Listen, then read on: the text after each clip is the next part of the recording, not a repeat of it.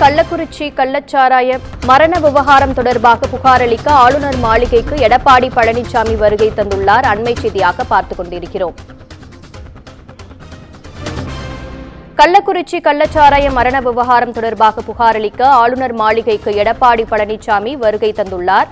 அண்மை செய்தியாக பார்த்துக் கொண்டிருக்கிறோம். இது குறித்த கூடுதல் விவரங்களை எமது செய்தியாளர் சிவா வழங்க கேட்கலாம். வணக்கம் சிவா, இது குறித்த கூடுதல் விவரம் என்ன? கள்ளக்குறிச்சியில் கள்ளச்சாராயம் அருந்தி 60 பேர் இதுவரை உயிரிழந்திருப்பதாக மாவட்ட நிர்வாகம் தெரிவித்திருக்கிறது.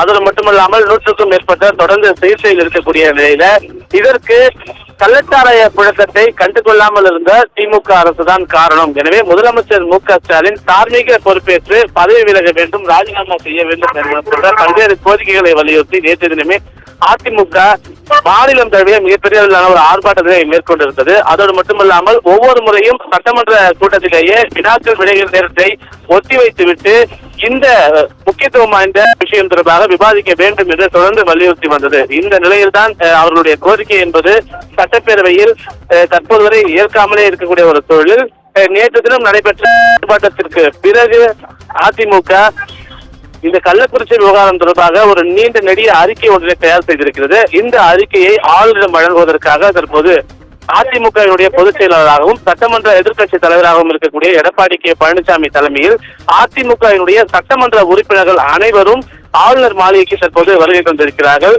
குறிப்பாக இது போன்ற ஒரு நிகழ்வு தமிழக அரசுக்கு எதிராக எதுவும் புகார் மனு அளிக்கக்கூடிய பட்சத்தில் அதிமுகவினுடைய மூத்த நிர்வாகிகள் தான் நேரடியாக வந்து மனுக்களை அளித்திருக்கிறார்கள்.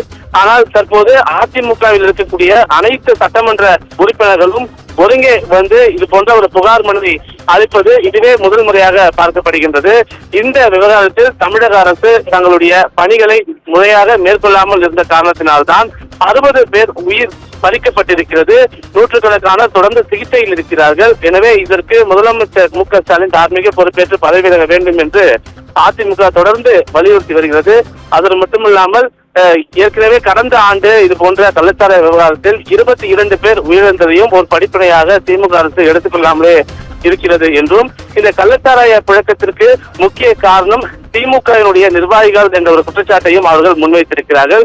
எனவே இந்த விவகாரத்தை சிபிசிஐடிக்கு மாற்றி உத்தரவு பிறப்பித்திருக்கக்கூடிய தமிழக அரசு இந்த விவகாரத்தை சிபிஐ வசம் ஒப்படைக்க வேண்டும் என்று அதிமுக உள்ளிட்ட பல்வேறு கட்சிகள் தங்களுடைய கோரிக்கைகளாகவும் வலியுறுத்தல்களாகவும் முன்வைத்து வருகிறார்கள். திமுகவுடைய நிர்வாகிகள் இதில் சம்பந்தப்பட்டிருக்கிறார்கள் என்ற ஒரு காரணத்தினாலேயே இதனை சிபிஐக்கு மாற்ற வேண்டும், சிபிசிஐடி விசாரித்தால் உண்மை நிலை வெளிவராது என்பன போன்ற பல்வேறு கருத்துக்களை எல்லாம் அதிமுக முன்வைத்திருக்கிறது.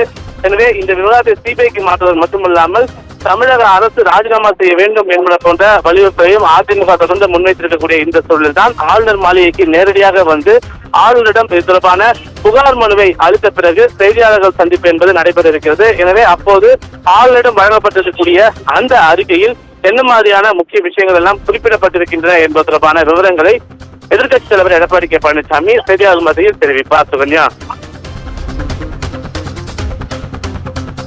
உங்கள் விவரங்களுக்கு நன்றி சிவா.